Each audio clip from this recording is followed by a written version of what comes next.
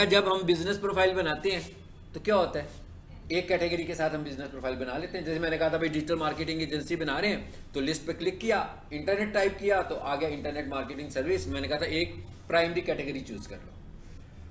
मगर गूगल हमें क्या अलाउ करता है कि भाई आप ज़्यादा से ज़्यादा अपने बिजनेस की 10 कैटेगरीज गूगल को बता सकते हैं, ठीक है, लेकिन रेलिवेंट होनी चाहिए। देखिए ना, जरूरी तो नहीं है कि हर बंदा हर बिजनेस को किसी एक तरीके से आइडेंटिफाई करता हो। मुख्तलिफ लोग मुख्तलिफ बिजनेसेस को, जैसे हम के हॉस्पिटल है, क्लिनिक है, सर्जन बैठता है यहाँ पर, तो कितने सारे नामों से आइडेंटिफाई किया जा सकता है हॉस्पिटल को। एजुकेशनल कॉलेज है, हम उसे कॉलेज भी कह सकते हैं, हम उसे एकेडमी भी कह सकते हैं, तो बहुत सारे नाम हो सकते हैं, हम उसे इंस्टीट्यूशन भी कह सकते हैं। तो उसने कहा कि भाई आप मैक्सिमम 10 कैटेगरीज अपने बिजनेस की बना सकते हैं। यानी जब भी हमने किसी प्रोफाइल को खोलना होगा, गूगल पर आकर क्या लिखेंगे, ये business.google.com। इसका दूसरा तरीका क्या है, इसका दूसरा तरीका ये है कि भाई ये मेन्यू पे क्लिक करें, 3 डॉट मेन्यू पे, तो यहाँ पर मेन्यू में भी इसकी ऑप्शन आ जाएगी आपके पास, और इसका नाम होगा बिजनेस प्रोफाइल। यानी अगर आपने इसको मेन्यू में से ओपन करना होगा तो फिर हम किस ऑप्शन पर जाएंगे जी, 3 डॉट पे किया मैंने कहा, फिर हम कहाँ जाएंगे, बिजनेस प्रोफाइल पर। ज़रा देखते हैं कि ये हमें कहाँ लेकर गया पहले तो जी, अब क्लिक हुआ सही जगह पे।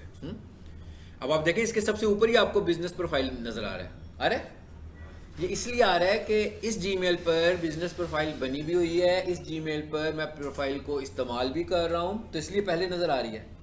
जैसे फॉर एग्जांपल अभी आप नया काम शुरू करोगे तो आपको ये वाली ऑप्शन यहाँ नज़र नहीं आएंगी। सबसे टॉप पर तो हमें वो ऑप्शन नज़र आ रही हैं जिन्हें हम फ्रीक्वेंटली इस्तेमाल कर रहे हैं, ठीक है। अगर आपने अभी तो नया नया काम शुरू करने लगे हो, फिर तो ये यहाँ पे होनी नहीं है, फिर ये कहाँ पे होगी ज़रा देखते हैं।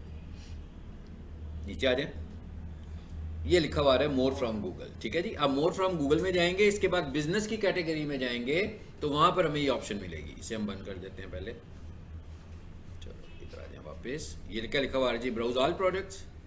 अब नीचे आते जाते हैं, तो सबसे बॉटम पे क्या लिखा हुआ नजर आ रहा है हमें, बिजनेस। इस पर क्लिक कीजिए,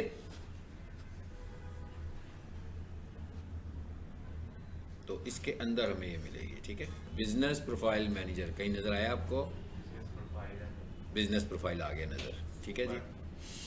चलो क्लियर हो गया, अब पता लग गया हमें कि मतलब एक तरीका ये है कि ये जरा देखा ना, कॉम्प्लेक्स सा तरीका था ना, वो जरा आसान तरीका था। क्या, URL पे जाकर business.google.com लिख दो, तो सिंपली आप अपनी प्रोफाइल पर आ जाओगे, ठीक है। आ जाते हैं वापस यहाँ पे। अभी हम आगे जी वापस प्रोफाइल पे। प्रीवियस क्लास में हम कुछ चीज़ों को देखने लगे हुए थे, ज़रा हम उधर से बात को आगे बढ़ाते हैं। और साथ पैरेलल मैंने एक PDF भी खुली हुई है, ठीक है।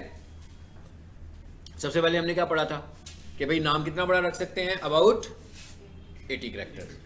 यानी आप अपने बिजनेस का जो नाम, जो डिस्प्ले नेम आपका शो हो रहा होगा गूगल के ऊपर, वो हमें रखने को हम 120 कैरेक्टर्स में भी टाइप कर दें तो आ जाएगा। मतलब ऐसा नहीं होगा कि लिखा नहीं जाएगा, लिखा तो जाएगा मगर वो ऑप्टिमाइजेबल नहीं होगा, ठीक है। सो हमें मैक्सिमम 80 कैरेक्टर्स में लिखना चाहिए, इससे ज़्यादा नाम बड़ा नहीं लिखना चाहिए। अच्छा, उसके बाद आगे आ जाते हैं, ज़रा एक एक चीज़ों को देखते हैं।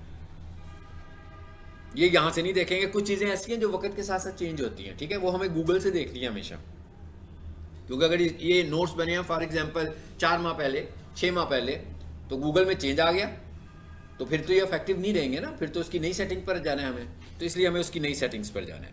अच्छा, अब आ जाते हैं जी आगे। एक चीज़ हमने और देखी थी, वो क्या थी भला, क्या देखी थी हमने, ये बात की थी ना हमने कैटेगरीज की, कि हमने कहा जब हम बिजनेस प्रोफाइल बनाते हैं तो क्या होता है, एक कैटेगरी के साथ हम बिजनेस प्रोफाइल बना लेते हैं। जैसे मैंने कहा था भाई डिजिटल मार्केटिंग एजेंसी बना रहे हैं, तो लिस्ट पे क्लिक किया, इंटरनेट टाइप किया तो आ गया इंटरनेट मार्केटिंग सर्विस। मैंने कहा था एक प्राइमरी कैटेगरी चूज कर लो। मगर गूगल हमें क्या अलाउ करता है कि भाई आप ज़्यादा से ज़्यादा अपने बिजनेस की 10 कैटेगरीज गूगल को बता सकते हैं, ठीक है, लेकिन रेलिवेंट होनी चाहिए।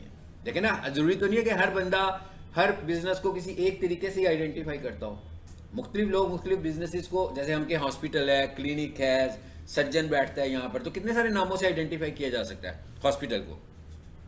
एजुकेशनल कॉलेज है, हम उसे कॉलेज भी कह सकते हैं, हम उसे एकेडमी भी कह सकते हैं, तो बहुत सारे नाम हो सकते हैं, हम उसे इंस्टीट्यूशन भी कह सकते हैं। तो उसने कहा कि भाई आप मैक्सिमम 10 कैटेगरीज अपने बिजनेस की बना सकते हैं, और हमें बनानी चाहिए, हमें इस पर रिसर्च करनी चाहिए कि भाई हमारा जो बिजनेस है वो कितनी कैटेगरीज में ब्रेक डाउन हो सकता है, कि भाई इसको अगर कोई बंदा कैटेगरी वाइज ढूंढ रहा हो तो क्या क्या नाम हैं, पॉसिबल नाम है जिनके साथ कोई हमें ढूंढ सकता है, हमें वो सारी कैटेगरीज ऐड करनी है।